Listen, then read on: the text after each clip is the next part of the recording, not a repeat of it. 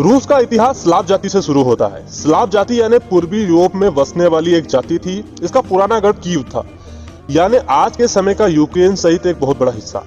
हम बात कर रहे हैं लगभग 9वीं शताब्दी की, जब यहाँ पर कीवी रूसी साम्राज्य की स्थापना हो चुकी थी। यह साम्राज्य लगभग 300 सालों तक अस्तित्व में रहा था।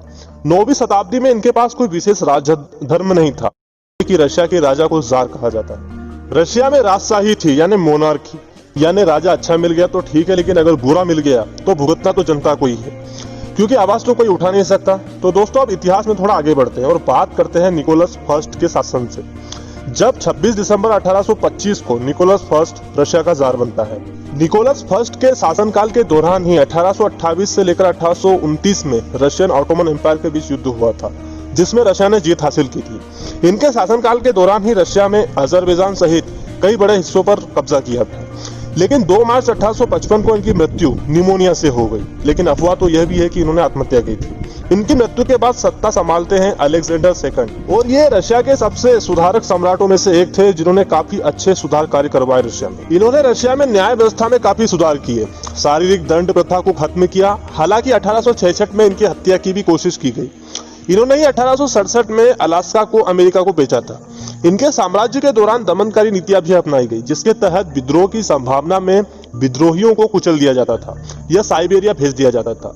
लेकिन इस समय में रशिया में विद्रोह अपने चरम पर थे। जार से विद्रोह के लिए कई सारे गुट बन चुके थे, जिनमें से प्रमुख गुट था नरोदनाया बोलिया। इस गुट ने कई बार जार को मारने की कोशिश की, लेकिन अंत में 13 मार्च 1881 को अलेक्जेंडर को सेंट पीटर्सबर्ग में इसी ग्रुप के लोगों ने मार दिया, जिनके बाद 27 मई 1883 को सत्ता संभालते हैं अलेक्जेंडर थर्ड, जिनके शासनकाल के दौरान ही रशिया ने आर्थिक प्रगति की तथा नए नए उद्योग खोले।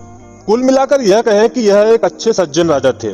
लेकिन अब तक रशिया में जो हो रहा था वो मोनार्की था, यानी राजशाही, मतलब सारा पावर जार के हाथों में ही होता था, जिसका परिणाम यह था कि जार और रशिया के आम लोगों के बीच कोई संपर्क नहीं था। ऊपर से फ्रांस में हुए रिवॉल्यूशन की बातें भी अब रशिया में आम नागरिकों तक पहुंचने लगी थी।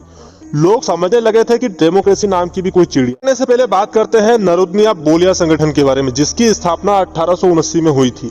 इसी संगठन ने अलेक्जेंडर सेकंड की भी हत्या की थी। इसी संगठन के लोगों ने और भी कई सारे सरकारी अफसरों को भी मारा था।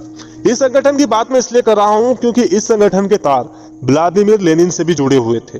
दरअसल व्लादिमीर लेनिन के बड़े भाई अलेक्जेंडर उलियानोव इसी संगठन से जुड़े हुए थे।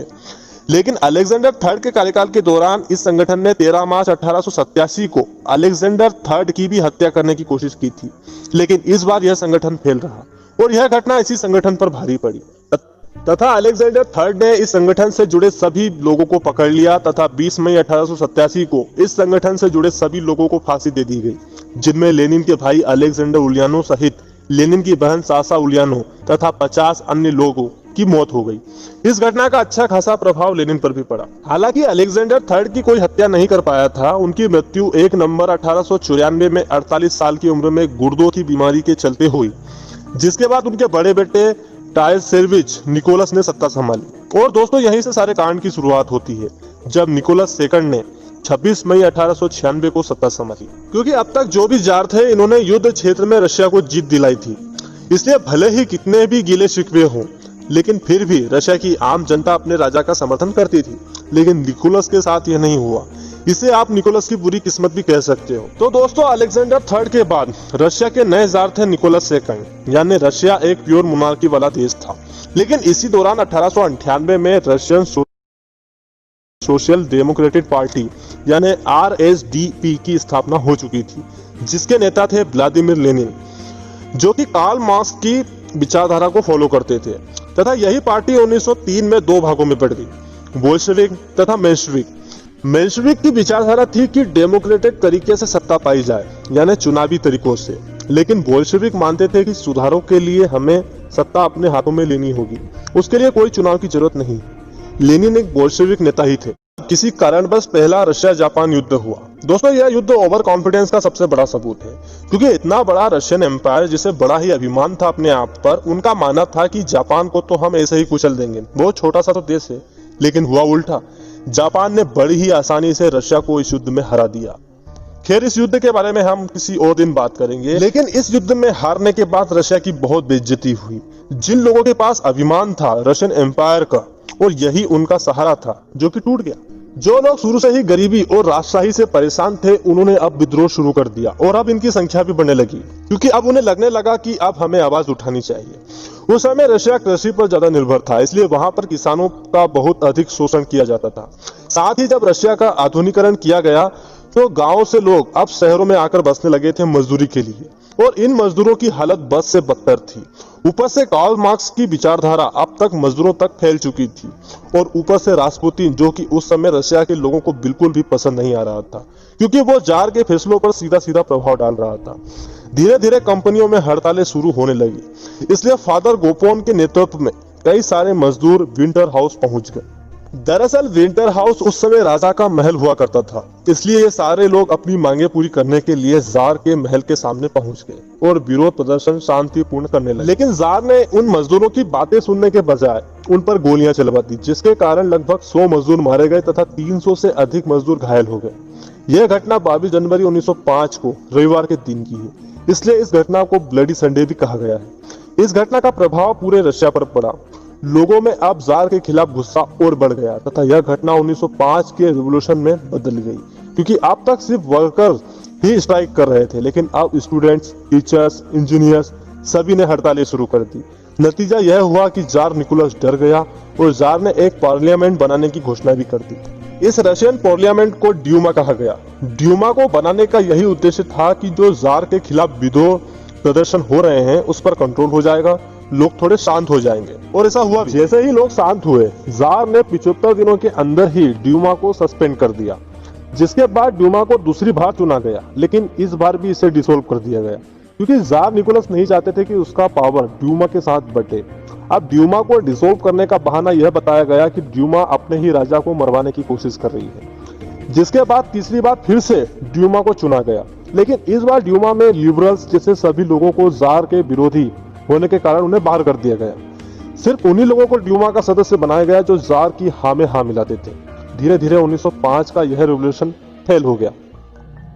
1906 से लेकर 1914 तक रशियन पार्लियामेंट के प्राइम मिनिस्टर थे पीटर स्टोपिलिन, जिन्होंने काफी अच्छे काम भी किए। धीरे धीरे जार ने यूनियन जैसे संगठनों पर भी बैन लगा दिया, इसलिए 1914 तक सब कुछ शांत हो गया। लेकिन ये काफी फेमस हो गए थे, इसलिए एक दिन जार ने इन्हें मरवा दिया। दोस्तों, यहाँ पर जार निकोलस के पास एक बहुत ही बढ़िया मौका था अपने देश में डेमोक्रेसी लाकर अपने देश को विकसित करने का, लेकिन पावर का भूखा यह इंसान अपने ही देश की हालत खराब कर रहा था। लेकिन 1914 में शुरुआत हो जाती है प्रथम विश्व युद्ध की। एक पूरा वीडियो है इस टॉपिक पर, आप देखिएगा जरूर। प्रथम विश्व युद्ध शुरू हो जाता है और रशिया इस युद्ध में हारने लगता है। जर्मन तथा ऑस्ट्रिया हंगरी की सेनाएं प्रतिदिन रशियन सैनिकों तथा आम नागरिकों को मारते जा रही थी। इस युद्ध में लगभग 20 लाख रशियन सोल्जर तथा 80 लाख आम रशियन नागरिक मारे गए थे, और रशियन आर्मी को जार निकोलस खुद ही लीड कर रहे थे। इसलिए रशियन लोगों को लगा कि हमारे देश की हार निकोलस के कारण ही हो रही है, क्योंकि इससे पहले रशिया जापान युद्ध में लोगों ने रशिया का सपोर्ट नहीं किया था, लेकिन प्रथम विश्व युद्ध में लोगों ने खूब रशिया का सपोर्ट किया। लोगों ने कहा कि हराओ इन जर्मन्स को, लेकिन रशिया तो उल्टा हार रहा था। इसलिए रशियन लोगों में जार के खिलाफ और गुस्सा बढ़ गया। अब कोई भी नागरिक यह नहीं चाहेगा कि उसका देश किसी युद्ध में हारे। उस समय रशियन नागरिकों में जर्मन्स के खिलाफ काफी गुस्सा था।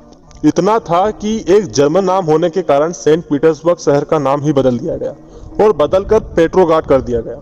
लेकिन रशिया तो हार रहा था, इसलिए जिम्मेदार किसे माना जाए? रानी यानी अलेक्जेंड्रा को, जो कि जर्मन मूल की थी, साथ ही रास्पुतिन को, और साथ ही जार निकोलस को, जो इतने बड़े विद्वानों को छोड़कर रास्पुतिन जैसे एक आम आदमी से सलाह ले रहा था। यही सोच उस समय रशियन लोगों में थी प्रथम विश्व युद्ध के दौरान। साथ ही ऑटोमन एम्पायर ने सारे समुद्री इलाके रशिया के लिए बंद कर दिए थे, इसलिए रशिया में भूखमरी की हालत और बढ़ने लगी थी। इसलिए 8 मार्च 1917 को लगभग 50,000 मजदूरों ने एक साथ मिलकर हड़ताल शुरू कर दी। यहाँ इससे पहले जो रेवोल्यूशन रशिया में हुआ था वो फेल इसलिए हुआ था क्योंकि उस रेवोल्यूशन को कोई लीड नहीं कर रहा था। लेकिन प्रथम विश्व युद्ध में जार निकोलस ने ड्यूमा पर विशेष ध्यान नहीं दिया था, उनसे कोई सलाह भी नहीं ली थी। इसलिए ड्यूमा के सारे सदस्य अब जार निकोलस के खिलाफ हो गए। दूसरी बात, प्रथम विश्व युद्ध में आर्मी भी अब अपने जार के खिलाफ हो चुकी थी, क्योंकि अब तक जो विद्रोह हुए थे उसमें आर्मी की सहायता से उन विद्रोह को कुचल दिया जाता था, लेकिन अब आर्मी ने अपने राजा की नहीं सुनी, जिसके कारण जार निकोलस अब समझ गए कि अब भागने में ही भलाई है। और इस तरह से पुराना रशियन साम्राज्य अब यहाँ खत्म हो गया और अब पावर आई मेंशेविक के हाथों में। तो मेंशेविक ने क्या किया? वही किया जो राजा अब तक करते आ रहा था, यानी तानाशाही। जबकि मेंशेविक को उस समय अपने देश में चुनाव करवाने चाहिए थे, लेकिन उन्होंने नहीं करवाए। जिसके बाद बेल्शेविक पार्टी ने सरकार के खिलाफ विद्रोह शुरू कर दिए। तो मेंशेविक यानी जिनके हाथों में पावर था, उन्होंने बोल्शेविक पार्टी के लोगों को जेल में डालना शुरू कर दिया। और यही शुरुआत थी अक्टूबर रिवॉल्यूशन की। 24 अक्टूबर की रात को लेनिन ने रेड गार्ड्स को कहा कि आप सेंट पीटर्सबर्ग की यानी कि पेट्रोग्राड की सारी सरकारी बिल्डिंगों पर जाके कब्जा कर लीजिए। तो इन्होंने railway station, telephone office, telegraph office, इसके अलावा पोस्ट ऑफिस, जितनी भी सरकारी बिल्डिंग्स होती हैं, स्कूल्स पे, सभी ऑफिसेज पे, इन सब पे रेड गार्ड ने जाके अपना कब्जा कर लिया एक ही रात में, और एक दिन के अंदर अंदर सेंट पीटर्सबर्ग इनके कब्जे में था। उसके बाद इन्होंने कुछ ही दिनों बाद मॉस्को में क्रेमलिन पे भी अपना कब्जा कर दिया, और इस तरह से बोल्शेविक्स ने सरकार बदल दी। मेंशेविक्स की सरकार हटा दी गई और बोल्शेविक पावर में आ गए, यानी कि लेनिन पावर में आ गया। तो ये था अक्टूबर रेवोल्यूशन, या फिर ब्लडलेस रेवोल्यूशन, या फिर फेज 2 ऑफ रशियन रेवोल्यूशन। इसके समाप्त होते ही रशियन सिविल वॉर शुरू हो गया। क्यों? क्योंकि जो मेंशेविक्स थे वो अभी भी मौजूद थे, उन्हें मारा नहीं गया था। तो रशिया में जो रेड वर्सेस व्हाइट की लड़ाई है, इसे सिविल वॉर कहते हैं। रेड ऑब्वियसली रेड गार्ड्स को कहेंगे, यानी कि जो बोल्शेविक हैं उन्हें रेड गार्ड्स थे, इसलिए उन्हें रेड कहते हैं। और व्हाइट्स तो आप इस इलस्ट्रेशन में देखेंगे, यहाँ पे एक पुराना इलस्ट्रेशन है, ये व्हाइट और ये रेड की लड़ाई। इसमें 20 से 30 लाख लोगों की मौत हुई। ये बहुत ही खतरनाक सिविल वॉर था रशिया के लिए, और ये लगभग 4 साल चला था। नवंबर 1917, यानी कि जैसे ही अक्टूबर रेवोल्यूशन हुआ उसके तुरंत बाद ये सिविल वॉर छिड़ गया, और 1922 नवंबर तक ये चला था।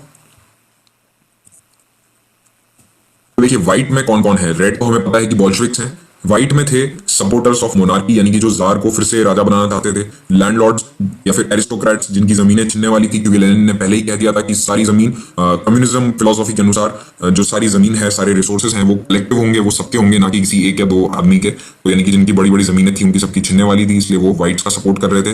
फिर तीसरा है चर्च और क्लर्जी, क्योंकि कम्युनिज्म के अनुसार सरकार सेक्युलर होगी, इसीलिए चर्च भी इसके खिलाफ था, क्योंकि उनकी पावर भी छिनने वाली थी। और मेंशेविक तो थे ही, मेंशेविक जो कि सत्ता से हटाए गए थे। इसके साथ साथ व्हाइट फैक्शन को यूके, फ्रांस और यूएसए का भी सपोर्ट था, क्योंकि ये सभी देश कम्युनिज्म के खिलाफ थे। इनका मानना था कि कम्युनिज्म एक बहुत ही खराब फिलोसॉफी है, जो कि कैपिटलिज्म के बिल्कुल खिलाफ है, और इसीलिए इन्होंने व्हाइट को पैसा दिया, सेना भी सप्लाई करी। इस सब के बावजूद जो रेड आर्मी थी, रेड गार्ड को क्या कहा जाने लगा था? रेड आर्मी, यानी कि आर्मी ऑफ रशिया। इन्होंने व्हाइट्स को हरा दिया, जार और उसकी फैमिली को पकड़ के मार दिया गया, एग्जीक्यूट कर दिया गया, गोलियां मार दी गई, और बोल्शेविक अब बन गई थी कम्युनिस्ट पार्टी ऑफ रशिया, यानी कि अब जो बोल्शेविक्स हैं अब वो बन गए कम्युनिस्ट्स। और यूएसएसआर का गठन होता है 1922 दिसंबर में, और यहाँ पे सिर्फ एक पार्टी थी जो कि सोशलिस्ट थी नेचर से, और लेनिन इसके सबसे पहले प्रधान थे, देश के प्रीमियर थे। लेनिन की एक बहुत ही खास बात थी कि उन्होंने ये मार्क्सिज्म में एक नई चीज ऐड करी थी, आपको मैंने पहले भी बताया था, डिक्टेटरशिप ऑफ द प्रोलेटेरिएट। यानी कि वो खुलेआम कहते थे कि मैं एक डिक्टेटर हूं, लेकिन मैं डिक्टेटर वर्कर्स के लिए हूं, इंडस्ट्री के जो काम करने वाले लोग हैं उनकी बिहाफ पे, उनकी तरफ से मैं एक डिक्टेटर हूं। और इसीलिए यूएसएसआर, यानी कि इसका फुल फॉर्म अगर आपको पता हो, union of Soviet socialist republics, क्योंकि इसमें कई सारे रशियन एम्पायर के जो छोटे छोटे हिस्से थे वो भी जुड़ते गए, जैसे कि बल्गारिया, क्रीमिया, यूक्रेन, इन सभी ने अपनी अपनी सोवियत बनाई, और इसमें कुल मिलाकर 15 अलग अलग देश शामिल थे, और इसी तरह से ये कहलाया यूएसएसआर। अब मैं बात करूंगा रशियन रेवोल्यूशन का क्या इंपैक्ट है, क्या इसकी इंपॉर्टेंस है। तो सबसे पहली बात, इसने दुनिया के एक सबसे बड़े एम्पायर, रशियन एम्पायर बहुत बड़ा था, उसमें मोनार्की खत्म कर दी और एक नेशन स्टेट बनाया। नेशन स्टेट जो कि पूरे यूरोप में बनते जा रहे थे 18वीं 19वीं सदी में, अब रशिया में भी एक नेशन स्टेट बन चुका था। कम्युनिज्म की फिलोसॉफी को पहली बार प्रैक्टिकल शेप मिला था। अभी तक कम्युनिज्म सिर्फ किताबों के पन्नों में था, मार्क्स द्वारा लिखा गया, लेकिन पहली बार कोई देश बना था कम्युनिज्म की फिलोसॉफी पे। और धीरे धीरे इसके बाद अगले 50-60 सालों में दुनिया के कई देशों ने कम्युनिज्म को अपनाया, और इनमें से कुछ फेमस देश हैं, north Korea, Cuba, Vietnam, Laos और चाइना। ये कुछ बड़े और फेमस देश हैं जहां पे कम्युनिस्ट पावर में रहे हैं कई सालों तक।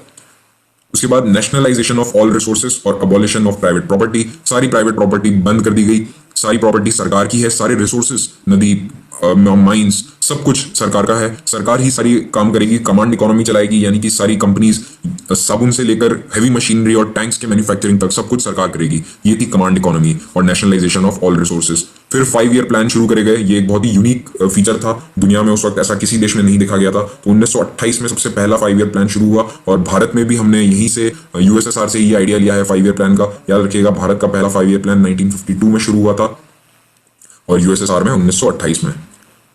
इसके बाद यूएसएसआर का जो रेवोल्यूशन था, रशियन रेवोल्यूशन, ये पहला रेवोल्यूशन था दुनिया का जिसने ट्रू इक्वालिटी एस्टैब्लिश करी।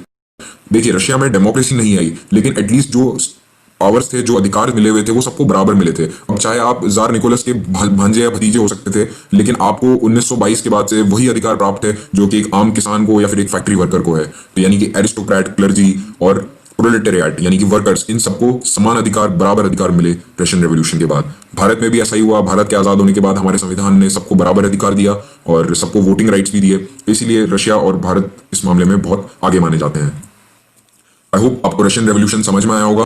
अगर आपको ये वीडियो अच्छी लगी तो इसे लाइक करें, अपने दोस्तों के साथ शेयर करें। अगर आप मेरे चैनल पर नए आए तो चैनल को सब्सक्राइब करें। सब्सक्राइब करने के साथ साथ बेल आइकन को प्रेस करें। उससे होगा ये कि जब भी मैं कोई नई वीडियो डालूंगा आपको नोटिफिकेशन मिल जाएगा और आपकी कोई भी वीडियो मिस नहीं होगी। मैं मिलता हूं आपसे अगली वीडियो में। Thank you so much and good bye.